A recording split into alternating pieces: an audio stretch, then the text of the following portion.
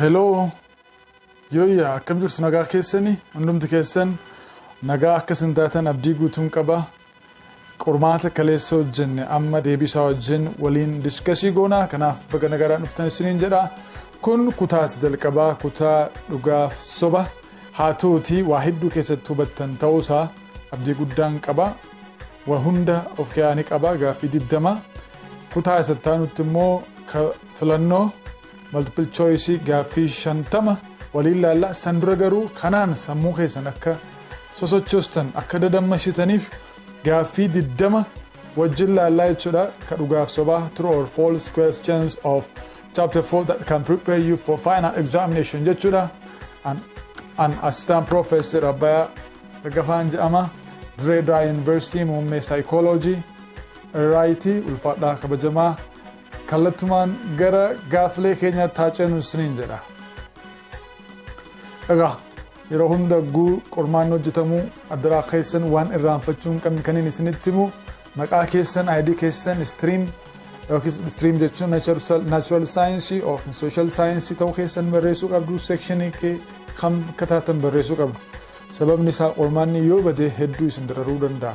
Sababa kanaatiif namoonni gireediin isaanii jalaa ture graduationiin jalaa hafulleen jira. Akka salphaatti ilaalinaa odeeffannoon keessan jabaatee guutamuu qabaan isiniin jedha. Waliigalatti write your name and ID number clearly and neatly both on cover page and answer sheet yeroo baay'ee cover page ni qaba answer sheet ni qaba sanuurratti maqaan keessan sirrii barreeffamuu qaba ID'n keessan innuu clearly and neatly qulqullinaa fi ifaan jechuudha. Make sure that the exam has 5 consecutive pages jedha. Kan isin qoramtan garuu 6, 8, 9 ta'uu danda'a. Sanallee lakkaa'achuu sirra jira jechuudha. Switch off your mobile jedha. Mobile ofirraa cufuun barbaachisaadha. Gaaffii hunda yaaluun barbaachisaadha. Guyyaa isaallee ilaaluun baay'ee barbaachisaadha jechuudha. Guyyaan isaa ka duraa yoo taate qormaata shiita duraarraa galagaltee dhufte ta'uu dandeessi. Sun immoo akka seera qormaataatti orkaadha jechuudha. Saniif san ilaaluun baay'ee barbaachisaadha. Akka biraanii mobile keessan cufuun baay'ee barbaachisaadha. Yeroo qormaata qoran yuunivarsiitii keessatti dhiifamni hin jiru. Hedduu nama dararuu danda'a. Barsiisa hamaan isin quunnamuu danda'a waan ta'eef san irratti eeggannoo guddaa akka isin gootan isin gorsuun barbaada. Barsiisaan tokko maaliif iskiriiptoo gad jettee kaaste jedhee irratti mallatteessuu danda'a jechuudha. Saniif of eeggachuun baay'ee barbaachisaadha. Mee kallattumaan gara gaaffii keenya haa deemnu. There are part 1 true or false items instruction. Always read instruction please. Write true if the statement is correct and false if the statement is incorrect. Himni ati dubbiftu sirriidha yoo ta'e dhugaa jedhii sirriiti yoo ta'e soba jedhii isa yommuu maal jedha right jedha barreessi. Eessarratti answer sheetiif question sheetii irratti. Tokko. Memory is a systematic capacity of our mind to record, preserve and later to use information. Kun definition uma memory dha jechuudha. Good memory defined to akka systematic jechuudha. Systematic capacity dha. Dandeettii sammuu keenyaa ka systematic ta'e. Ka steppii qabu jechuudha. Systematic jechuun ka maal gochuu danda'udha. Ka recordii gochuu danda'u. Recordii waraabuu sana booda preserve jechuun store jechuudha. Kuusuu sana booda later to use it.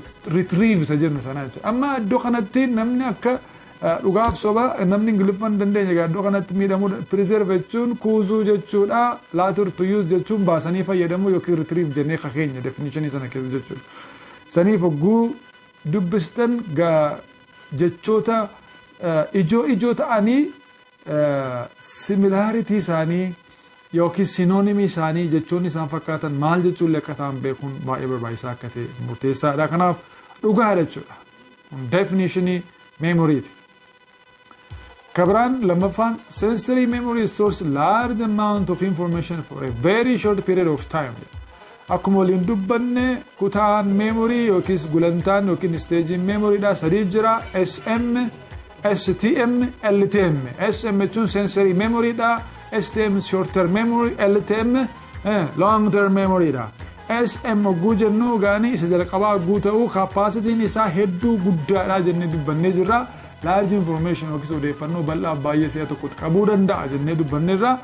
Storage time isaa secondii tokko haa ta'u lama haa ta'u malee garuu capacity large jedhanii waan dubbanneef sensory memory stores large amount of information for a very short period of time. Baay'ee sirriidha kanaaf turudha jechuudha. Iconic memory reflects information from our auditory system. Iconic memory reflects information from our auditory system, whereas echoic memory reflects information from our visual system. Walumaa galatti isaan kun type of sensory memory yogguu ta'anii sensory memory akaakuu lama jira. Isaanis iconic memory dhaa fi echoic memory. Iconic memory ka jennu ka ijaarraan seentu ka ijaa jechuudha, kan ijaan seentu, kan laaluudhaan seentu, ilaaluudhaan kan seentu jechuudha. Echoic immoo auditory dha ka gurraa jechuudha. Amma bakka kanatti garuu wal jala fuudhee waan jiruuf sobaa jechuudha. Iconic memory reflects information from visual system. Osoo jedhee sirriidha.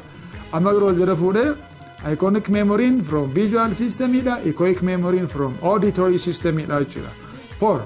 The longer you rehearse information, the more likely it stays in for long-term storage. Hanguma information sana xiinxalte haganumatu long-term memory keessa turaa jedha. Sirriidha. Information ini SM irraa gara STM tti kadarbu attended yoo ta'e attention idhaan jennee jirra. STM irraa gara LTM tti kadarbu immoo rehearsal idhaan darba jenneerra. Rehearsal akaakuu lama yookiin gosa lama jira. Isaanis elaborative idhaa fi elaborative rehearsal dhaa fi maintenance rehearsal jennee dubbanneerra. Kanaaf ka hedduu rehearsal ta'e maintenance rehearsal idhaanis ta'u elaborative idhaanis ka hedduu rehearsal ta'e hedduu kuufamaa carraan kuufamu isaati guddaa saniif turuudha jechuudha foffaan. Psychologists categorize memory into 3 stages mainly based on its span and duration. Kun dhugaa dubbachuudhaaf dhugaadha jechuudha. Stage 3 jira jenneerra in terms of what akkamitti maalirratti hundeeffamaniitu hiramu jenne tokko span of capacity yookiin span ka jennu bal'ina kuusuu dandeettii kuusuu saatiiti jenneerra. Lamaffaan duration idha, sadaffaan immoo yeroo baay'ee type of information idha. Garuu irra caalaatti span idhaaf duration akka ta'e beekamaadha saniif dhugaadha jechuudha. 6. Based on how much and how long information is held, memory is divided into 3 processes called encoding, storing and retrieving. Bakka kanatti memory processii yookiis haala adeemsaa sadii qabaa jenneera. Isaanis encoding, storing and retrieving akka ta'an beekamaa.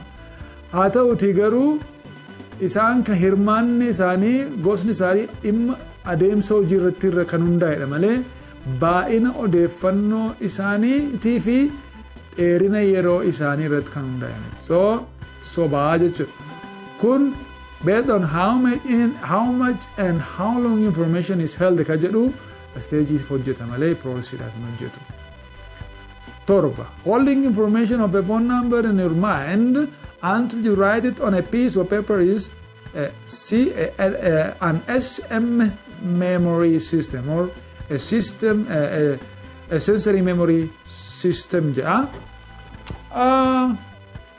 Bakkee kanatti wanti nu arguu jirru nam tokkorraa bilbila qabattee hanga dhuftee waraqaa irratti barreessutti sekendii meeqa si fudhata?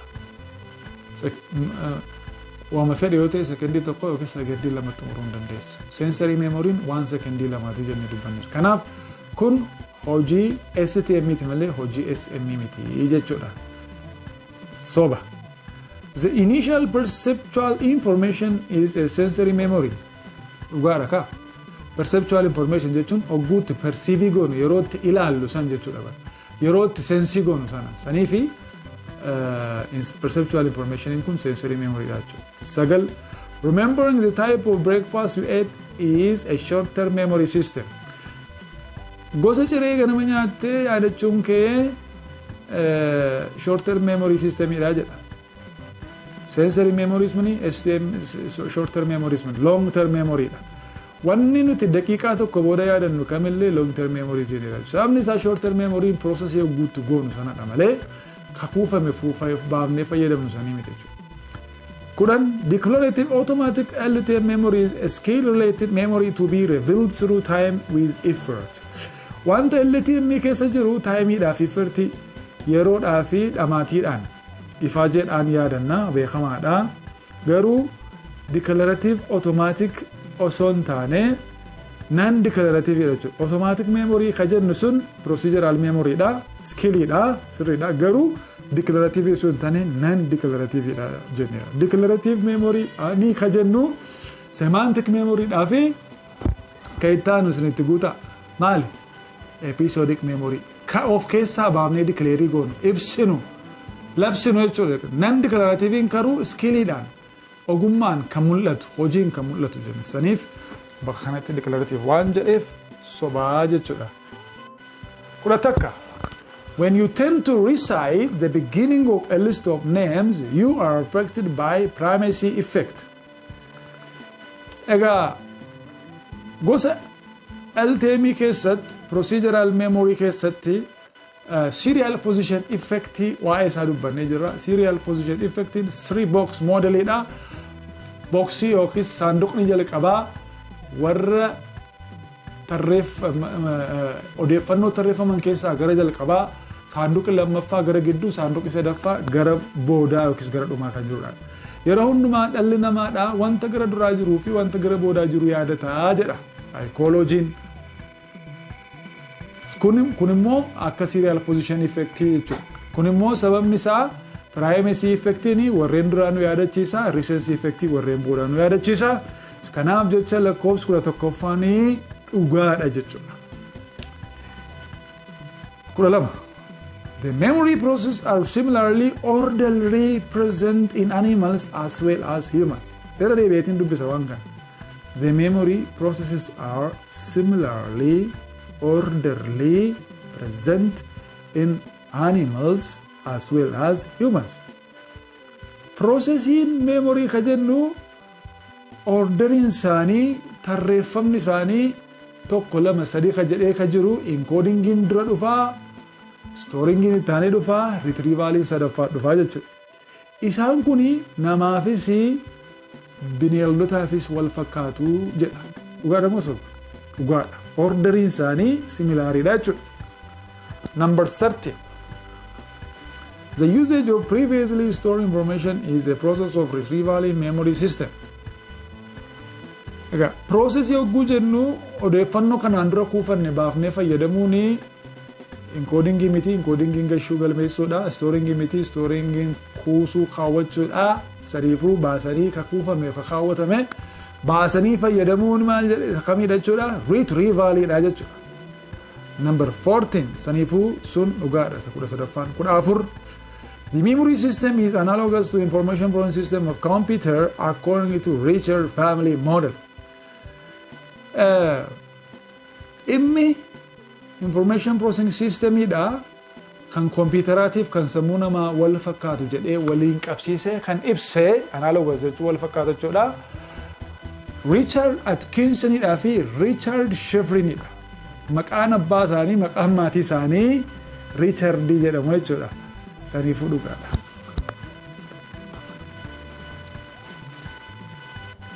Question. Information can be retrieved at both short-term memory and long-term memory level. Ala, information in ogguu SME, sensory memory, miira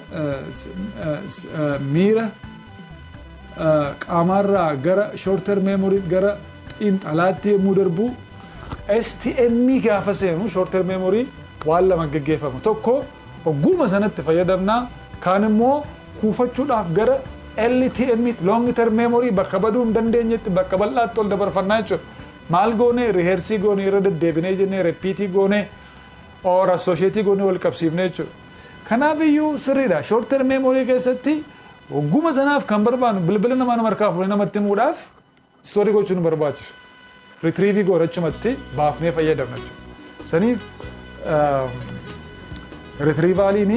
retrieval processing sadaffaan sun level yookiin stage short-term memory tis long-term memory irrattis fayyadamuu dandeenya jechuudha. Kanaaf dhugaadha.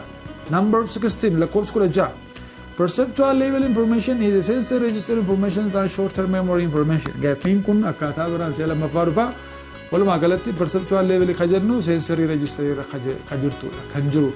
Fakkeenyaaf guula alaa jirru wanti sammuu keenya keessatti uumamu fakkiin isaa ogummaa harkaa waa qaqqabaa jirru wanti nutti dhaga'amu dhageettiin gogaa quba keenyaa yeroo waa dhagaa jirru dhageettiin gurra keenyaan seenaa jiru sensory memory dha jechuudha. Isaan kuni memory miiraaleeti. Kanaafuu kun dhugaadha jechuudha. STM ka jennu seenee process deeguu ta'udha. Majority of people hold 5 to 9 digits of numbers at STM according to the magic number principle. Kunis beekamaadha. Short term memory magic number 7 plus or minus 2 ka jedhu of keessaa qaba jennee dubbannee jira. Isaan kunis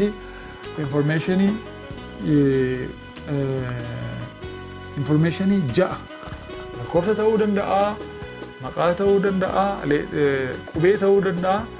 Informationii 5 hanga 9tti. 7 minus 2 torba hir'isuu 2 5dha. Hanga 7 plus 2tti torba eda'uu 2 9 5 hanga 9 qabataa jechuudha. Kun dhugaadha. Rehearsing by relating the information with previously stored information, STM is an elaborative type of rehearsal. Egaa rehearsaliin akaakuu lama jira jennee jirra. Tokko maintenance rehearsalidha. Sun irra deddeebi'uudhaani. Lammaffaan laboratiividha. Sun immoo wal qabsiisuu associate gochuu walitti firoomsuudhaani jennee jirra. Haa ta'uuti garuu kun long term memory keessatti wanta gaggeeffamudha malee wanta information short term memory keessatti store gochuudhaaf goonu miti. Saniif 18ffaan soba jechuudha. Number 19, lakkoofsa 19. The type of information stored in long term memory is typically those which are well learned and well organized ones. Gosti odeeffannoo kan long term memory keessatti seenee dhugumatti taa'uu danda'u yoo jiraate kan sirriitti baratamee fi kan sirriitti qindaa'eedha jedhu sirrii. Well learned and well organized. Sababni isaa kan rehearsed ta'e kan shamaddadametu achi darba waan ta'eef. The memory of William Wundt establishing the first psychological laboratory in 1900 in Germany is a type of episodic memory of L10. Ela odeeffannoon qoodduu keessa jirtu soba. Maaliif William Wundt established the first psychological laboratory in 1879, not 1900. Guyyaa isaatu dogoggoraa jechuudha. Germany keessa. Haa ta'uutii garuu odeeffannoo akkanii osoo jiraate soba ta'u dhugaa ta'u osoo jiraate kan ittiin yaadatama jedhamee yaadamu taatee yerootiif taatee bakkaati waan ta'eef kun episodic memory of LTM jechuudha. Declarative memory LTM. Kanaaf dhugaadha jechuudha. Egaa akkuma sirraa arguu jirtanii deebileen ka dhugaaf sobaa gaaffii 20 kan gaamatti dubbachuudhaa fi waa'ee meemorii nu qabsiisaniif nu yaadachiisan bifa kanaan iddoo kanarra jiru isaan kanaan of qoraatii of ilaalaa jedhee kanaan isiniif gadheessanaanii mee deebii isaa barreessaatii ofii keessatti illee of soroorsaa isaan kan hubattan taanaan hin kuftan. I hope you will not fail. Kanaaf guddaa galatoomaa isiniin jedha. Ammaaf asuma irrattan xumura gaaffii filannoo yeroo biraatti deebina. Yeroo muraasa booda gad isiniif dhiisaa hangasitti gaaffilee warra kanaan of ilaalaa isiniin jedha. Paartuutti deebina. Yeroo gaarii qabaadhaa. Namoota hedduu bira akka ga'uuf ammallee sheer godhaa. Namoota kuma hedduutti lakkaaman haa fayyadaman. Bonaanzaa faamiliin maatiin bonaanzaa keessanis haa guddatu. Walumaan harka wal qabannee kallattii dandeenyu wal ceesifna. Jabaadhaa. Milkaa yeroo gaarii qabaadhaa. Thank you so much. Have a pleasant time.